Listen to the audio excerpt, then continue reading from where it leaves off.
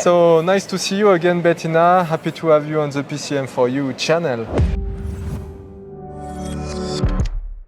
Could you, as a first question, tell us a little bit what is DLCTs? Of course. So DLCTs is short for Drup Like Clinical Trials, and with that mouthful we already know why we call them DLCTs, just for convenience purposes. So DLCTs are trials that have used the original Dutch Drup trial as inspiration and have set up similar trials that have kept a little bit the same design but have also country-specific specialities or that makes them unique. So in a way it's an exciting group of trials that have similarities but also different. So there is a specificity in DLCTs that there are different arms of trials with drugs, a compound, a treatment, a biomarker, and one or different tumor types. So it's accessible for a large variety of patients with tumor or biomarkers.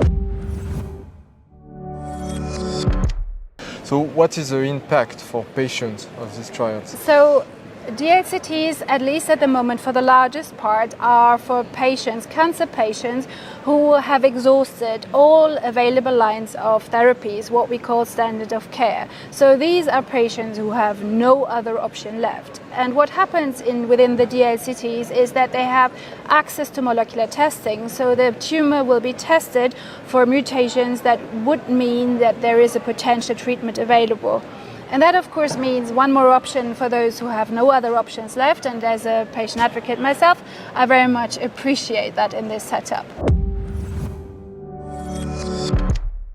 There were a period where DLCTs or personalized medicine trials were in very specific place in university hospital, and we are I think in a period where we try to spread that the most widely as possible. So could you tell us about this initiative? So I think for those who are not familiar with, we always call them DLCTs as clinical trials, but that just is a small part. The clinical trial is just a small part. Because in order to get into the trial, you first have to know whether you have the mutation. And as you rightfully said, in the past, sequencing was very, very expensive. It is something that only very few places could do, and with that it was only accessible in a research setting and usually just in university hospital, and often just in a single hospital in a country. What is happening now, and is that what I personally find so fantastic about this initiative, is that what colleagues are trying is to connect oncologists from different hospitals, everyone seeing cancer patient in a country, and by connecting people and sharing resources and information, everyone can enter their patients into the trial. And what I like about it is that the patient doesn't have to move, so you can participate without having to leave, your oncological team and your home. And I think this is the aspiration for care, bringing the care close to the patient.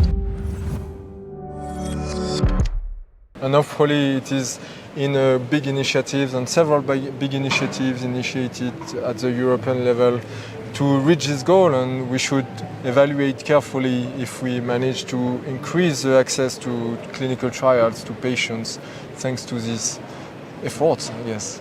I think it shows you the fact that it was started in one country and then it kind of others picked it up and ran with it shows you that it is something that I think the oncology community has been waiting for.